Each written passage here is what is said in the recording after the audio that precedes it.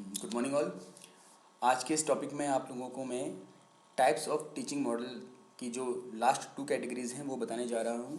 तो आज का वीडियो स्टार्ट करने से पहले आपसे ये रिक्वेस्ट है कि इससे पहले जो हमारे 2 वीडियोस आए हैं टीचिंग मॉडल्स के, जिसमें से पहले वीडियो में आप लोगों को टीचिंग मॉडल्स क्या होते हैं, उनका प्रमुख परिभाषाएं क्या हैं, कैसे हम उनको समझ सकते हैं और क्या क्या उनके कंपोनेंट्स होते हैं, वो मुख्य कंपोनेंट आप लोगों को देखने हैं, समझने हैं, जिससे कि आपके अंदर एक अंडरस्टैंडिंग क्लियर हो जाएगी। आप लोगों को समझ में ये आने लगेगा कि मॉडल्स होते क्या हैं और क्यों हमको इनकी आवश्यकता है। देन नेक्स्ट जो वीडियो है, जो इससे पहले बना हुआ है, रिसेंट वीडियो जो हमारा है, जिसमें टाइप्स ऑफ टीचिंग मॉडल का पहला पार्ट मैंने प्रस्तुत किया है, वहाँ पर आपको ये बताया था मैंने कि जो ये टाइप्स ऑफ टीचिंग मॉडल हैं ये जॉयस एंड वेल ने इंट्रोड्यूस किए थे 1980 में। इन्होंने 4 फैमिलीज़ बताई थी टीचिंग मॉडल्स की, और हर फैमिली की अपनी अपनी विशेषता है। उन विशेषताओं को फॉलो करने वाले मॉडल्स को फैमिली के अंदर रखा गया है। जो 4 फैमिलीज़ हैं उनमें से इंफॉर्मेशनल प्रोसेसिंग मॉडल की जो पहली फैमिली है ये हम पढ़ चुके हैं, ठीक। इसके साथ साथ दूसरी फैमिली भी हमने पढ़ी है, सोशल इंटरेक्शन मॉडल्स, ठीक है। अब हम आज के टॉपिक में पर्सनल डेवलपमेंट मॉडल और साथ साथ बिहेवियरल मॉडिफिकेशन मॉडल ये पढ़ने जा रहे हैं। ये चारों फैमिलीज़ क्या होती हैं, इनकी क्या कैरेक्टरिस्टिक होती हैं, ये पूरा डिटेल में आप लोगों को मैंने इससे पहले वाले वीडियो में समझाया है। तो जो फर्स्ट टाइम हमारे इस चैनल में वीडियो देख रहे हैं तो उनसे रिक्वेस्ट है कि इससे पहले के जो वीडियोज़ हैं वो प्लीज़ देख लीजिए, तभी आपको ये वीडियो समझ में आ पाएगा, ठीक है। चलिए आज का हम स्टार्ट करते हैं। देखिए, इंफॉर्मेशनल प्रोसेसिंग मॉडल को हम बहुत जल्दी जल्दी रिवाइज कर लेते हैं। इसमें मैंने आपको करीबन 4-5 मॉडल्स बताए थे। इंडक्टिव थिंकिंग हिल्डा टाबा ने दिया था, इंक्वायरी ट्रेनिंग रिचर्ड सचमैन ने दिया था, और कंसेप्ट अटेनमेंट जेरोम ब्रूनर के द्वारा प्रस्तुत किया गया था।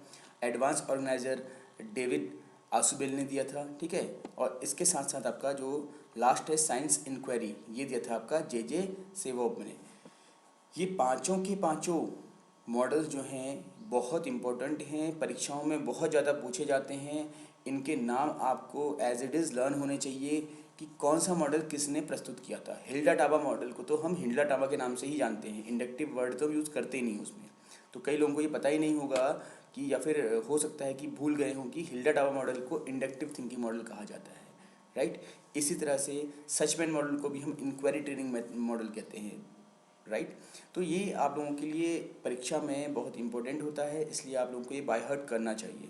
सारे ही मॉडल जो मैं आपको यहाँ बता रहा हूँ सब इंपॉर्टेंट नहीं है, लेकिन जो इंपॉर्टेंट है तो उनको तो आपको बाय हार्ट लर्न होना ही चाहिए, राइट। जैसे हिल्डा टाबा का है, सचमैन का, ब्रूनर का, आसुबेल का, ये सारे के सारे इंपॉर्टेंट मॉडल्स हैं जो आपको बाय हार्ट लर्न होने चाहिए। एडवांस ऑर्गेनाइजर का नाम माइंड में आते ही आसुबेल आपको याद रहना चाहिए, कंसेप्ट अटेनमेंट बोलते ही ब्रूनर याद आ जाना चाहिए। तो इस तरह की आप लोग अगर ड्रिल करते हैं तो आपकी परीक्षाओं के लिए बहुत ज़्यादा इम्पोर्टेंट रहता है। चलिए, एक डेवलपमेंट मॉडल आपको बताया था पियाजे ने। जहाँ भी डेवलपमेंट की बात करेंगे और स्पेशली इंटेलेक्चुअल डेवलपमेंट या फिर कॉग्निटिव डेवलपमेंट, तो वहाँ पर जीन पियाजे का नाम हम नहीं भूल सकते, ठीक है। सोशल इंटरेक्शन मॉडल, इसके अंदर हमने पढ़ा था ग्रुप इन्वेस्टिगेशन मॉडल पढ़ा था हमने, जॉन डीवी के द्वारा दिया गया है। देन हमने पढ़ा था कि क्लासरूम मीटिंग या फिर बेसिक टीचिंग मॉडल जो कि विलियम ग्लेसन ने दिया है। ये दोनों बहुत ज़्यादा इंपॉर्टेंट हैं, ठीक है। इसके बाद जो नेक्स्ट हमने पढ़ा था सोशल इंक्वायरी मेथड, ये बताया था आपको बेंजामिन कॉक्स ने दिया है ये मॉडल, राइट। इसके साथ साथ रोल प्लेइंग है, ये उतना इम्पोर्टेंट नहीं है, आपको मैं प्रीवियस अपनी वीडियो में बता चुका हूँ। सोशल स्टिमुलेशन, ये भी ज़्यादा इंपॉर्टेंट नहीं है, सेरेन बोरोक ने दिया है, ऐसे ही आप याद रख सकते हैं इसको, ठीक।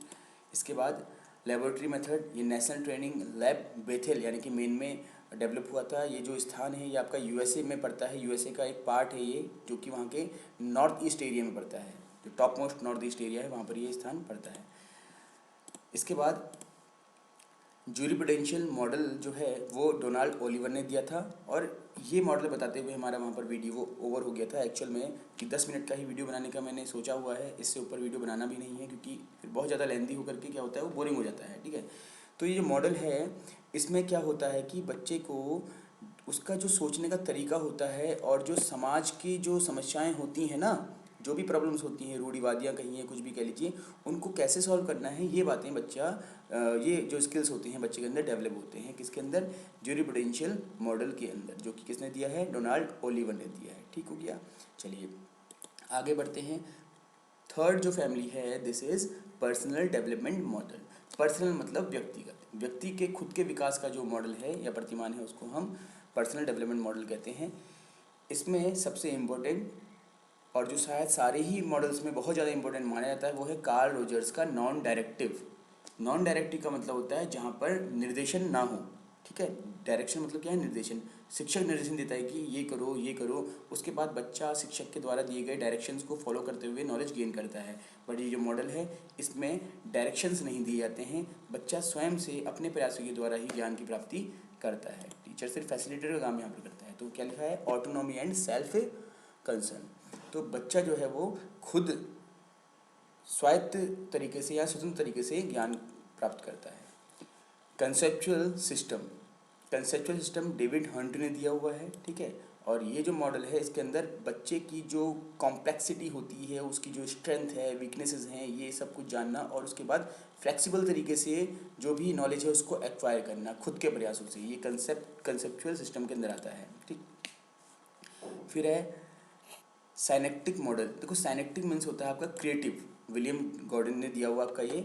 इसमें क्रिएटिव प्रॉब्लम सॉल्विंग एटीट्यूड या फिर स्किल बच्चे के अंदर डेवलप किए जाते हैं, ठीक है। ये वैसे इतना इंपॉर्टेंट तो नहीं है लेकिन फिर भी याद रखिए। Awareness training model, Fritz Perl ने ये दिया हुआ है मॉडल, ठीक है। और इसके अंदर बच्चे के अंदर इंटरपर्सनल अवेयरनेस का मतलब ये होता है कि अपने साथ बातचीत करने वाले, अपने आसपास के जो लोग उसके दोस्त हैं, उसके फैमिली मेम्बर्स हैं, जो भी उसके आसपास रहते हैं, उन सभी के भावों को जानना, ठीक है, उनके विचारों को जानना, उनको समझना, ये इस मॉडल के अंदर आता है, ठीक है। तो इस तरह से बच्चे के अंदर क्या होता है, पर्सनल डेवलपमेंट हम कर सकते हैं। इन सारे ही मॉडल्स में सबसे इंपॉर्टेंट अगर मैं आपसे कहता हूँ तो वह है नॉन डायरेक्टिव टीचिंग मॉडल, जो कि कार्ल रोजर ने दिया हुआ है। तो इसको आप डिटेल में पढ़ सकते हैं। हमारी आने वाली वीडियोस में मैं हर मॉडल के लिए अलग अलग वीडियोस बनाऊंगा, लेकिन अभी हम सिर्फ एक ब्रीफिंग कर रहे हैं। जो फैक्चुअल क्वेश्चंस आते हैं वो आपके यहाँ से हो सकते हैं, ठीक है। देन हमारा आता है बिहेवियर मॉडिफिकेशन मॉडल। लास्ट जो हमारा वीडियो था उसमें मैंने आपको बताया था कि बिहेवियर मॉडिफिकेशन की जब भी हम बात करते हैं तो बी एफ स्किनर जो है वो एक बहुत ही महत्वपूर्ण नाम है। बी एफ स्किनर और साथ ही साथ हमारा वॉटसन है, थॉर्नडाइक हैं, पावलोव हैं, ये हमेशा बच्चों के अंदर कैसे हम अपेक्षित व्यवहार परिवर्तन कर सकते हैं इस पर ही कार्य करते रहते थे। जिसमें बी एफ स्किनर का जो कंसेप्ट था, जो लर्निंग थ्योरी था, उसको हम ऑपरेंट कंडीशनिंग बोलते हैं। उसी के अनुसार या उसी के आधार पर इनके जो टीचिंग मॉडल है उसका नाम भी ऑपरेंट कंडीशनिंग रखा गया है। देन है आपका stress reduction model. Stress reduction model जो है वो आपका दिया है डेवसन आर हैनकॉक ने। देखिए स्ट्रेस रिडक्शन मतलब जो तनाव है उसको हम कैसे रिड्यूस करें, ठीक है। ये सारी चर्चाएं, ये सारे स्किल्स यहाँ पर डेवलप किए जाते हैं बच्चे के अंदर, राइट। कैसे हम स्ट्रेस मैनेजमेंट कर सकते हैं। जो समझ देखो स्ट्रेस जो होती है उसका कारण क्या होता है कि कुछ ऐसी समस्याएं आ जाती हैं जिनका समाधान हमारे पास नहीं होता है। तो उस कारण से हमारा जो व्यवहार होता है वो बहुत ज़्यादा विकृत हो जाता है और हमारे व्यवहार में जो क्या बोलते हैं सामान्यताएं होती हैं वो धीरे धीरे धीरे समाप्त होने लगती है, ठीक है। तो उससे कैसे हम मैनेज कर सकते हैं, कैसे हम स्ट्रेस को रिड्यूस कर सकते हैं, ये सारी बातें क्या है आपकी बिहेवियर मॉडिफिकेशन या बिहेवियर शेपिंग से संबंधित हैं। फिर है mastery learning model. Mastery learning model जो है बी एस ब्लूम ने दिया हुआ है। बी एस ब्लूम का नाम आप में से बहुत लोगों ने सुना होगा। आप जब भी बीएड करते हैं तो बिना बी एस ब्लूम का नाम जाने बीएड कंप्लीट नहीं होता है। बी एस ब्लूम ने जो टीचिंग ऑब्जेक्टिव जो होते हैं उनका क्लासिफिकेशन दिया हुआ है, ठीक है। उसी पर आधारित इनका ये मॉडल भी है जिसको मास्टरी लर्निंग मॉडल कहा गया है कि कैसे आप लर्निंग में मास्टरी कर सकते हैं खुद के प्रयासों से। फिर कंटीजेंसी मैनेजमेंट मॉडल है और इस मॉडल के बाद लास्ट हमारा है डिसेंसिटाइजेशन मॉडल, जो कि दिया है आपका जोसेफ वोल्फ ने। देखिए ये जो मॉडल है कंटीजेंसी मैनेजमेंट मॉडल, इसका निर्माण किसने किया है, किसने दिया है, ये इसकी जानकारी नहीं मिल पाई थी, ठीक है। और ये हमारे लिए वैसे इंपॉर्टेंट भी नहीं है, बट फिर भी क्योंकि ये बिहेवियर मॉडिफिकेशन मॉडल के अंदर आने वाली जो कैटेगरीज हैं, जो मॉडल्स हैं, वो हमने सारे पढ़ने ज़रूरी हैं, तो आपके सामने में प्रस्तुत कर दिए हैं, ठीक है। तो इस प्रकार से हमारा ये जो मॉडल्स का जो टाइप्स है वो हमारा आज कंप्लीट होता है। तो अभी तक के जो वीडियोस हमने 3 कंप्लीट कर लिए हैं, अगर आपने तीनों ही अच्छे से देखे हैं तो आई होप कि आपको मॉडल्स ऑफ टीचिंग की बेसिक जानकारी मिल गई होगी। टाइप्स क्या होते हैं ये सब आपको पता चल गया होगा। उन टाइप्स का एक ब्रीफ इंट्रोडक्शन आपको मैंने देने का प्रयास किया है, ठीक है। तो जिससे आपकी काफ़ी समझ विकसित हो जाती है। तो अब आप लोगों से रिक्वेस्ट है कि अगर आपको लगता है कि ये ज्ञानवर्धक है तो कृपया इनको शेयर कीजिए और सब्सक्राइब भी कीजिए। Thank you.